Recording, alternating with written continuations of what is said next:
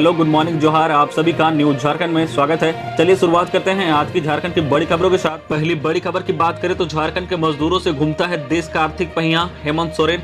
मुख्यमंत्री हेमंत सोरेन 3 दिवसीय दौर पर सोमवार शाम उप राजधानी दुमका पहुंचे। यहां राजभवन में बुद्धिजीवियों के साथ संसद में ही सोरेन ने कहा कि झारखंड मजदूर प्रधान राज्य है। यहाँ के मजदूरों से ही देश का आर्थिक पहिया घूमता है। लॉकडाउन के दौरान यहाँ के मजदूरों को देश में कैसे धुतकारा खदेड़ा गया वह किसी से छुपा नहीं है। उस वक्त झारखंड सरकार अपने मजदूर भाइयों को हवाई जहाज तक से वापस अपने राज्य लेकर आई। आज स्थिति यह है कि उन्हीं मजदूरों को 6 महीने का एडवांस देकर हवाई जहाज से लेकर ले जाया जा रहा है। मुख्यमंत्री ने बताया कि अभी भारत सरकार ने पत्र देकर कहा है कि 35,000 मजदूर चाहिए, उनके लिए ट्रेन भेजने की बात कही गई है। राज्य सरकार अप्रवासी मजदूरों को रोजगार देने के लिए मनरेगा के तहत 3 योजना क्रियान्वित कर रही है। अगली बड़ी खबर की बात करें तो 21 सितंबर से खुल रहे स्कूलों में 9वीं और 11वीं क्लास में एडमिशन भी होगा। शिक्षा विभाग ने अपने प्रस्ताव में इसे भी शामिल किया है। इस दौरान क्लास के टीचर और कर्मचारियों को एडमिशन लेने के लिए विशेष रूप से स्कूल आना होगा। अब तक इन स्कूलों में आधे बच्चों का भी एडमिशन नहीं हो पाया है। नामांकन के लिए आने वाले बच्चों या अभिभावक कोविड-19 की गाइडलाइन को फॉलो करेंगे। इस दौरान स्कूल के किसी भी कक्षा में बच्चों के लिए पढ़ाई नहीं होगी। 21 सितंबर से राज्य के सभी सरकारी स्कूल और +2 स्कूल खुलेंगे। इस स्कूलों में 50% टीचिंग और नॉन टीचिंग स्टाफ आएंगे। 9वीं कक्षा और 12वीं कक्षा के छात्र अपने अभिभावक की अनुमति से स्कूल आकर शिक्षकों से अपने विषय से संबंधित समस्याओं पर चर्चा करेंगे। बच्चे मौजूदा शिक्षकों से परामर्श और मार्गदर्शन लेंगे। अपनी सुविधा और अपने सवाल पूछने के लिए स्कूल आएंगे। रोटेशन के आधार पर सभी शिक्षकों को एक दिन गैप कर स्कूल आना होगा। अगली बड़ी खबर की बात करें तो सबसे कम संक्रमण वाले राज्यों में झारखंड तीसरे नंबर पर। कोरोना संक्रमण से जूझ रहे झारखंड के लिए राहत भरी खबर है कि देश के मुकाबले में राज्य में कोरोना संक्रमण की दर लगातार कमी आ रही है। स्वास्थ्य विभाग द्वारा जारी साप्ताहिक आंकड़े इसकी पुष्टि करते हैं। आंकड़ों पर गौर करें तो पता चलता है कि पिछले 4 सप्ताह में 17 अगस्त से 13 सितंबर के बीच राज्य में लगातार कोरोना संक्रमण की दर में कमी आ रही है। इधर पिछले 1 सप्ताह में रांची और जमशेदपुर जैसे शहरों में भी कोरोना संक्रमण की दर में कमी आई है, जबकि रामगढ़ और लोहरदगा जैसे जिलों में संक्रमण की दर बढ़ी है। स्वास्थ्य विभाग के आंकड़े बताते हैं कि बीते सप्ताह 13 सितंबर के दौरान सबसे कम संक्रमण वाले राज्यों में झारखंड तीसरे नंबर पर है। यहाँ कोरोना की दर 3.75% रही है। हालांकि 31 अगस्त से 6 सितंबर के मुकाबले में इस सप्ताह के दौरान राज्य में संक्रमण की दर 0.13% में वृद्धि हुई है। लेकिन इस दौरान 76% लोग स्वस्थ हुए हैं। वही 1.83% के दर के साथ गुजरात दूसरे नंबर पर है, जबकि 1.23% संक्रमण के दर के साथ बिहार पहले नंबर पर है।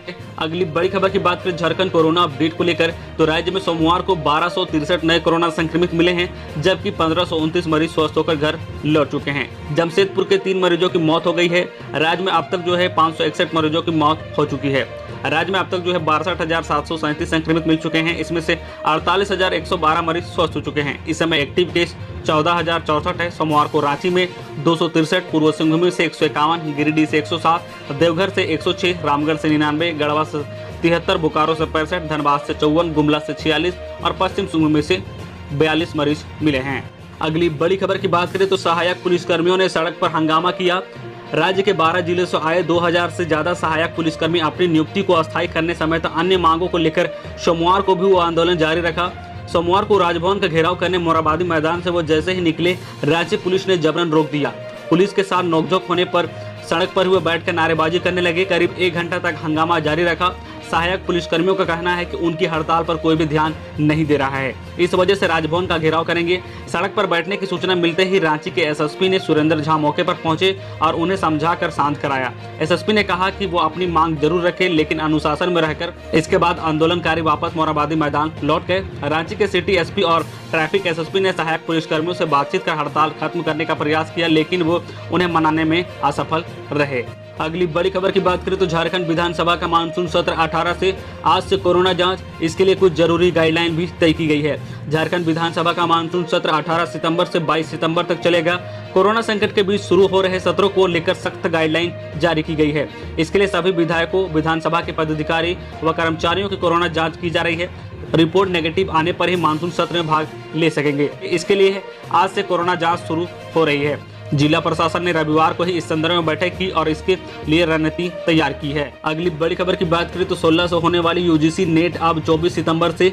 नेशनल टेस्टिंग एजेंसी ने 16 सितंबर से 25 सितंबर तक होने वाली यूजीसी राष्ट्रीय पात्रता परीक्षा एक बार फिर से स्थगित कर दी है। अब यह परीक्षा 24 सितंबर 2020 से शुरू होगी। रांची में 2 केंद्र बनाए गए थे। इसके अलावा जमशेदपुर, बोकारो, हजारीबाग व धनबाद में भी केंद्र बनाए गए थे। एनटीए ने 16, 17, 22 और 23 सितंबर को आयोजित ICAR यूजी व पीजी तथा IAC, JRF, SRF परीक्षा के मद्देनजर ही नेट को स्थगित किया है। बताया जा रहा है कि ICAR और जो है ISC की जो है परीक्षा में कई विद्यार्थी थे जो UGC नेट में शामिल हो रहे थे। तिथि आपस में टकराने के कारण एनटीए ने नेट को स्थगित कर दिया है। विषयवार और शिफ्ट वाइज नेट का विस्तृत कार्यक्रम एनटीए द्वारा शीघ्र ही घोषित कर दिया जाएगा। 16 सितंबर से नेट की तिथि निर्धारित किए जाने व 14 सितंबर तक एनटीए द्वारा एडमिट कार्ड डाउनलोड करने का कोई ऑप्शन नहीं दिए जाने से जो है विद्यार्थी परेशान थे। अगली बड़ी खबर की बात करें तो झारखंड के इस कुख्यात नक्सली को महिलाओं ने पीट कर मार डाला। 20 से अधिक गाँव में था आतंक। गुमला जिले के PLFI उग्रवादी संदीप तिर्की को महिलाओं ने मार डाला। नक्सली संदीप बचाने के लिए चिल्लाता रहा, परंतु महिलाएं पारंपरिक हथियार से लैस होकर उस पर हमला करती रही। 20 से अधिक गांव में इस नक्सली का आतंक था। लोग इससे सशस्त्र थे। आखिरकार उग्र होकर महिलाओं ने इसके खिलाफ तैयारी हुई और पारंपरिक हथियारों से उसे मार डाला। नक्सली संदीप को महिलाओं ने खेत में दौड़ा कर मारा गया। संदीप का गुमला प्रखंड के पूर्वी क्षेत्र में 20 से अधिक गाँव में आतंक था। मृतक संदीप का घर गुमला थाना से 5 किलोमीटर दूर टेसरा गांव में है। उसके ऊपर गांव थाना में हत्या, लेवी, रंगदारी, लूटपाट की कई आपराधिक मामले दर्ज हैं। पूर्व में वह जेल भी जा चुका है। अगली बड़ी खबर की बात करें तो जमीन लूट के खिलाफ आज रांची में होगा घेराव प्रदर्शन। लेड म्यूटेशन बिल जमीन लूट के खिलाफ 15 सितंबर को रांची के 22 अंचल घेराव प्रदर्शन किया जाएगा। उक्त प्रदर्शन झारखंड जन अधिकारिक मंच, आदिवासी सेना व CNT SPT बचाओ संघर्ष मोर्चा के तत्वाधान में किया जाएगा। यह जानकारी सोमवार को दीनदयाल नगर स्थित सरकारी आवास पर आयोजित संवाददाता सम्मेलन में विधायक बधू तिर्की ने दी है। उन्होंने कहा है कि रांची के सभी 22 अंचल में प्रदर्शन किया जाएगा। प्रदर्शन की तैयारी पूरी कर ली गई है। कोरोना महामारी से बचाव के लिए लागू प्रोटोकॉल को ध्यान में रखकर प्रदर्शन किया जाएगा। कार्यक्रम को सफल बनाने के लिए प्रखंड वक्ता व प्रभारी की नियुक्ति किया गया है। कहा कि आदिवासी मूलवासियों की जमीन अंचल कर्मियों की मिलीभगत से लूट का केंद्र बना हुआ है। अंचल मुख्यालय में ऑनलाइन किसी का जमीन किसी के नाम कर दिया जाना आम हो गया है। अगली बड़ी खबर की बात करें तो पहला दिन महामारी के बीच संसद का मानसून सत्र शुरू। LAC पर तनाव के बीच PM बोले, संसद देश के जवानों के पीछे खड़ी है। कोरोना महामारी के बीच संसद का मानसून सत्र सोमवार को शुरू हुआ। पहली बार लोकसभा के सदस्यों ने राज्यसभा के प्रसाल में बैठक कर सदन की कार्रवाई में हिस्सा लिया। प्रधानमंत्री नरेंद्र मोदी ने कहा कि यह सत्र एक विशिष्ट वातावरण में प्रारंभ हो रहा है। कोरोना भी है, कर्तव्य भी है। ऐसे में सभी सदस्यों ने कर्तव्य का रास्ता चुना है। मैं इसके लिए सभी सांसदों को बधाई देता हूं, अभिनंदन करता हूं और धन्यवाद भी करता हूं। प्रधानमंत्री ने कहा कि इस सत्र में सदन में शनिवार और रविवार को भी बैठक है, जिस पर सभी सदस्यों ने स्वीकार कर कर्तव्य को आगे बढ़ाने का फैसला किया है।